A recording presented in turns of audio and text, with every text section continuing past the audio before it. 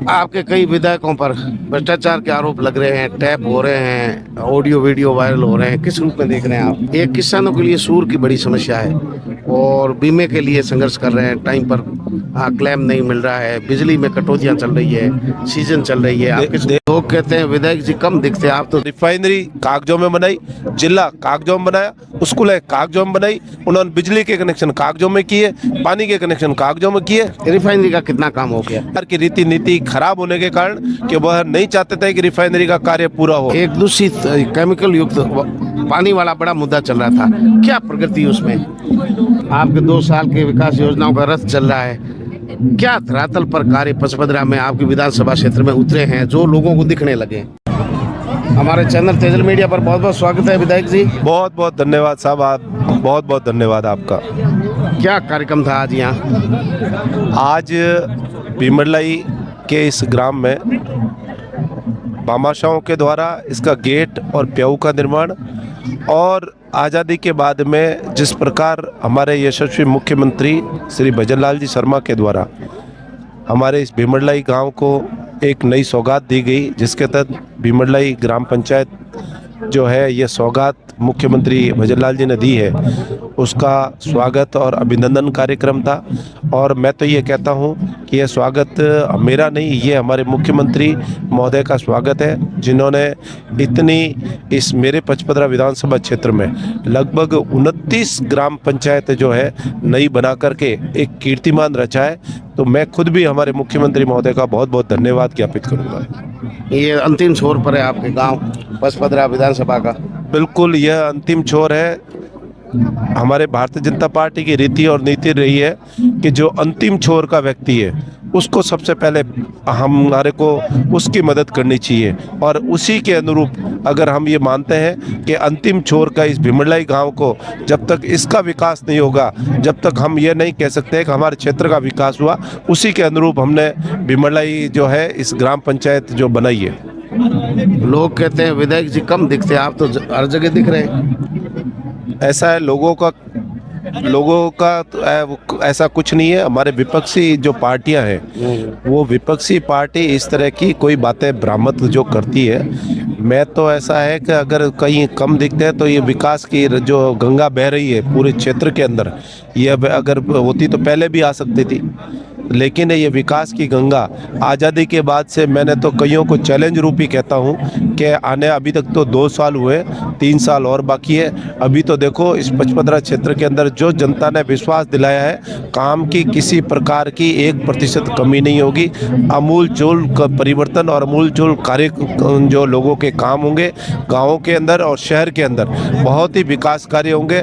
और ऐसे विकास कार्य जो कागजों में नहीं होंगे वो धरातल पे आएंगे। जिस प्रकार उन्होंने पिछली सरकार ने रिफाइनरी कागजों में बनाई, जिला कागजों में बनाया, स्कूल कागजों में बनाई, उन्होंने बिजली के कनेक्शन कागजों में किए, पानी के कनेक्शन कागजों में किए, लेकिन भारतीय जनता पार्टी की सरकार हर चीज को धरातल पर उतार करके, जिस प्रकार ये 29 ग्राम पंचायत है तो ये ग्राम पंचायतों को कागजों पर नहीं उतारा गया, ये धरातल पर आज ये जो जनता अगर बैठी है तो ये जनता को विश्वास है कि भारतीय जनता पार्टी की कथनी और करनी में कोई अंतर नहीं है। भारतीय जनता पार्टी जो कहती है और उसके जो भी कार्यकर्ता है वो कहते हैं वो करके दिखाते हैं, तो हम तो उसी में विश्वास करते हैं, क्योंकि माँ भारती का जो आशीर्वाद और माँ भारती के आशीर्वाद के फलस्वरूप हमारी पार्टी ने जो हमारे को सीख दी कि जो कथनी और करनी में हमारे को कभी फर्क नहीं रखना चाहिए, उसी के अनुसार हम रहते हुए और हम कार्य कर रहे हैं। रिफाइनरी का कितना काम हो गया? रिफाइनरी का कार्य ऑलमोस्ट पूरा है, लगभग क्रूड जो बाहर से आना था वह क्रूड भी आ गया है। और मैं ये मानता हूँ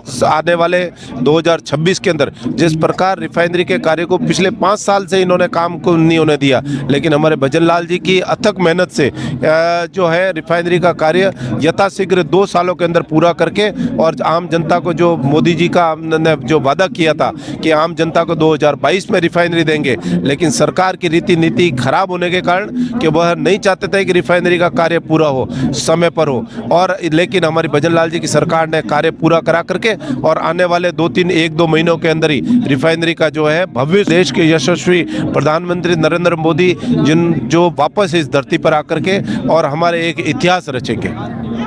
एक दूषित केमिकल युक्त पानी वाला बड़ा मुद्दा चल रहा था, क्या प्रगति उसमें?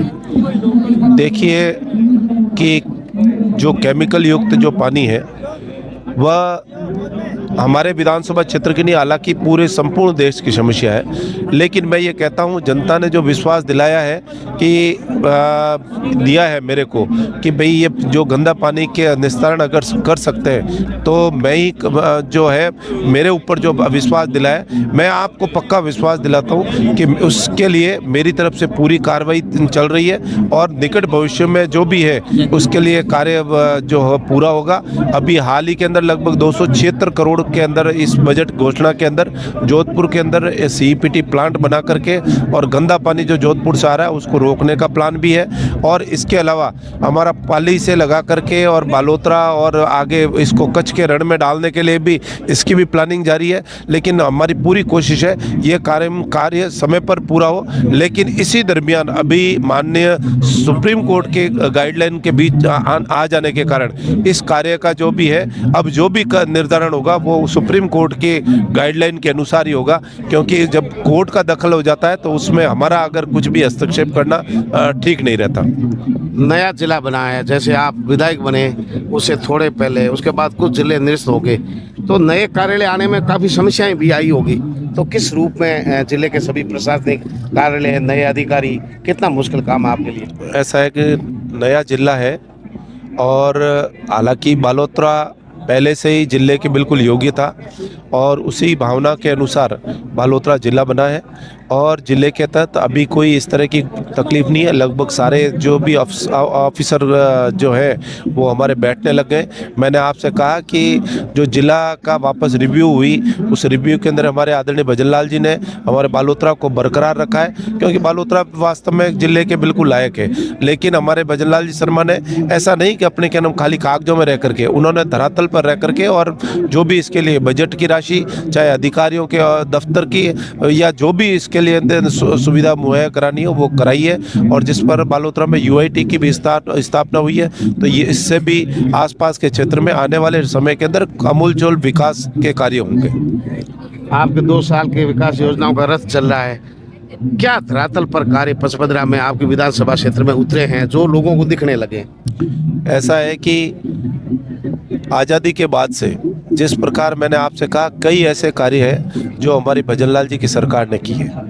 आज मैं ये कहता हूँ कि पचपदरा विधानसभा क्षेत्र के अंदर जो आज चारों तरफ जो बालोतरा शहर और उसके चारों तरफ जो रिंग रोड का है उसकी डीपीआर का वगैरह कार्य चल रहा है। इसके अलावा मैं आपको बताऊं इलेक्ट्रिफिकेशन के लिए है, तो इलेक्ट्रिफिकेशन के लिए 132 का एक जीएसएस था।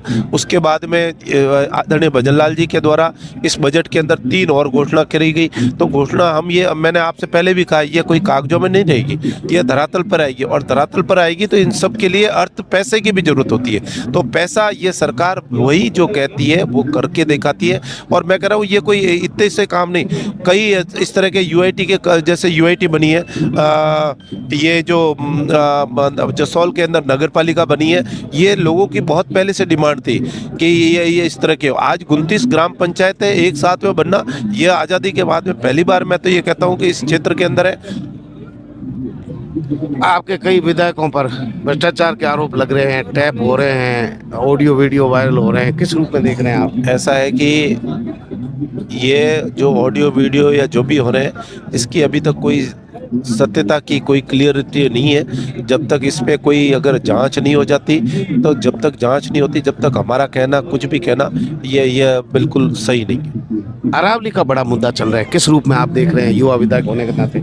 ऐसा है, मैं ये कहता हूँ अरावली हमारी रीढ़ की हड्डी और मैं ये कहता हूँ हमारे इस क्षेत्र की जान है। और मैं ये कहता हूँ अरावली के लिए जो भी जहाँ भी अगर कहीं इसमें कोई कमी पेशी पाई जाएगी, तो चाहे प्रदेश स्तर पे हो चाहे केंद्र स्तर पे हो, हम बिल्कुल सब यहाँ की जनता और हम साथ रह करके और जो भी जहाँ जिस मुद्दे को जहाँ उठाना हो वहाँ उठा करके और अपनी बात जरूर जनता की मांग को वहाँ तक पहुँचाएंगे। एक किसानों के लिए सूर की बड़ी समस्या है और बीमे के लिए संघर्ष कर रहे हैं, टाइम पर क्लेम नहीं मिल रहा है, बिजली में कटौतियां चल रही है, सीजन चल रही है, आप देखिए मैं आपको बताऊं, आज दिन तक कोई ऐसी सरकार नहीं रही जिसने 6 घंटे जो किसानों के लिए बिजली दी जाती है वो 6 घंटे से बिजली नहीं दी हो।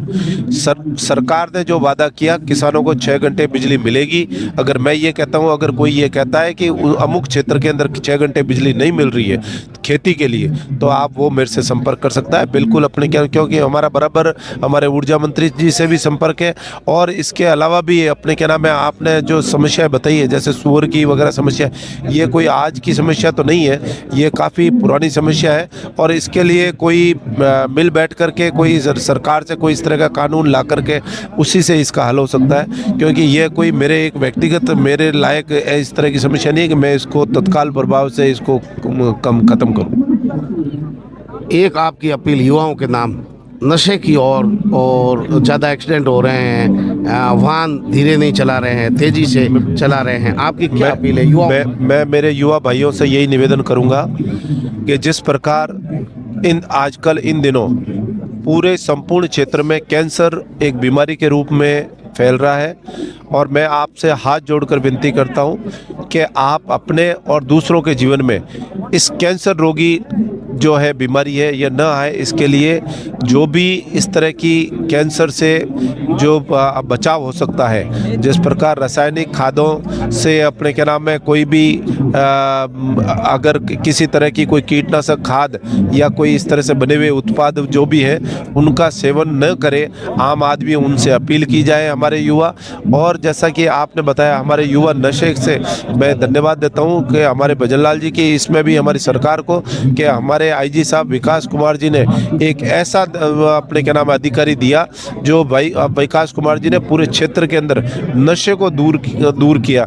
और अब जैसे कि हम पहले जाते थे किसी भी सभा के अंदर, नशा जो है एक बीच के अंदर अफीम की मनुआर वगैरह होती थी, और अब वो बिल्कुल इस तरह की मनुआर नहीं हो रही है। तो ये हमारे आने वाली पीढ़ी के अंदर बहुत ही लाभदायक होगी कि इस तरह की मनुआर वगैरह बंद हुई है। और सभी मेरे युवा भाइयों से मैं निवेदन करूंगा कि सबका साथ, सबका विकास और सबका विश्वास लेकर के आप चले और जीवन के अंदर हर किसी की मदद करें और नशे से दूर रहे, और किस प्रकार आम गरीब की मदद करें। आप जितनी हो सके, जो भी अगर कोई गरीब हो उसकी आप जहां भी जाएं उसकी भी यथासंभव जितनी हो सके उसकी मदद करने में आप अपना सहयोग जरूर दिलावें। धन्यवाद। जय हिंद, जय भारत। बहुत बहुत धन्यवाद।